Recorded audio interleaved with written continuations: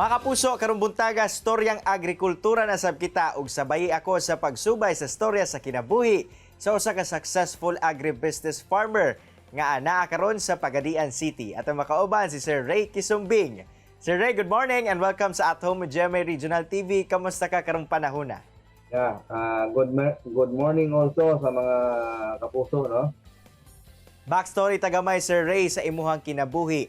Paunsa ka ba nagsugod sa imuhang karera isip usa ka mag-uuma? Gikan ba kini sa imong ginikanan o ikaw gyud ang nag-venture ngadto sa maong industriya? Okay nga ni. Graduate ko sa UP Los Baños 1978. And then before ko nag-farmer, I was already engaged in crop production. Kasi nag-salesman ako sa planted products. Selling fertilizer at chemical. And then it happened na akong wife, only girl, youngest among the 3 girls. So nakumbing ko sa akong mother-in-law na I will resign from my job and work for them. So 1980 October, nag-resign ko sa akong opisina and then I relocated in Pagadian. Then I was tasked to manage the farm sa Tayaw, si Egco family. Ingani man gani, ang akong wife graduate ko ni UP. At sugod do abot na ako, I took charge on ang akong wife primero sa rice production. Then ako dito ko sa fish pond. So yung pain alone, so naginahin na develop sa fish pond. So mga 1993, we acquired a machine. Bako.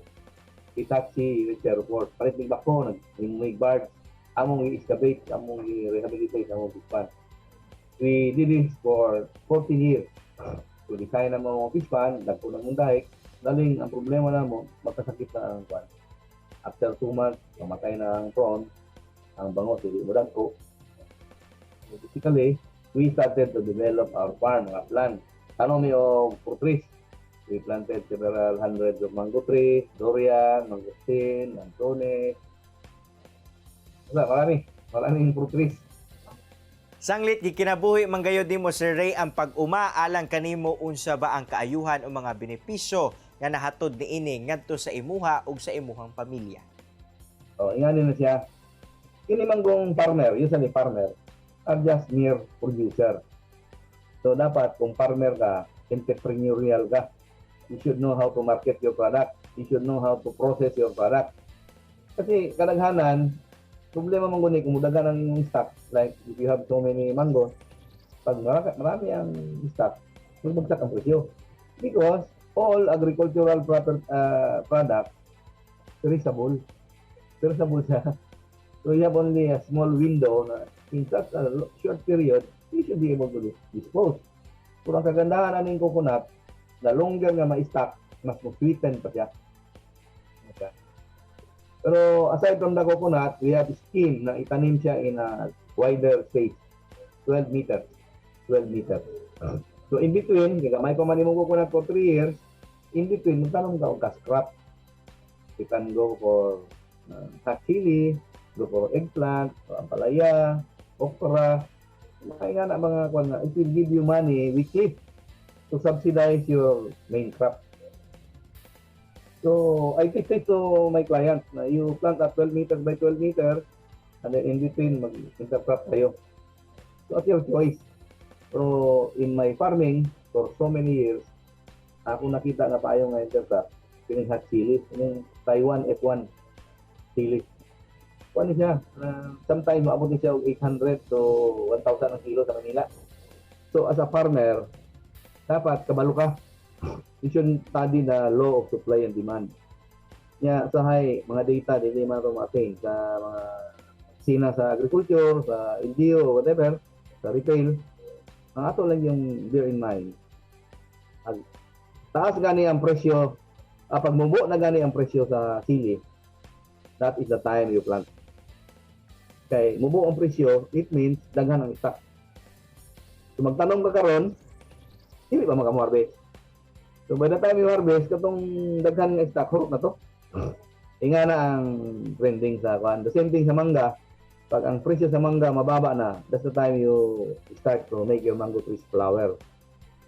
Sir Ray, mensahe nimo ngadto sa mga kapuso labi na sa mga mag-uumasab na susama nimo unsa ba ang imong matambag o mensahe ngadto kanila? Inga na mga sir, sa mga kababayan, mga mag-uuma. Kinanglan kabalugin mong marketing. Pero kadaw sa to, wala tayong kapital. Pag harvest na to, baligyan na yun. Kani among humay, mag-harvest niya sa among humay, amo ra ning ibulad nung among i-stock. Every 15 days among gitgaling. So gagmay lang tag 25 ka sako. So you have so much rice, supply na mo sa among mga tao dito bugas. So supply na mo sa among balay, among kan uban baligya sa restaurant. Pero wala na mo na sa baligya sa palay. Hindi ka magaliga ng alaga ng baboy. So yung alagaan ng baboy, paranay. Ang baktin, baligya na nimo as baktin. Ayaw na hulatan nga mo dako. Dako na kagagas sa pagkaon. Pang yun, you should be knowledgeable. Yeah. Kini yung among kuan is lagi kay main crop to sustain ba. Then na kay intercrop to subsidize your main crop. And then, hina-hina lang. Start small, dream big. Hina-hina, pag may ka nakakwarta, palit na ka o motor o wheelbarrow o whatever, karumata. May pa nang ginagmay nga naa kasi dinag ko nga wala. Truly informative and inspiring gayud ang imong storya, Sir Ray Kisumbing. Daghan king salamat sa imong oras nga gihatag dinhi sa At Home with GMA Regional TV.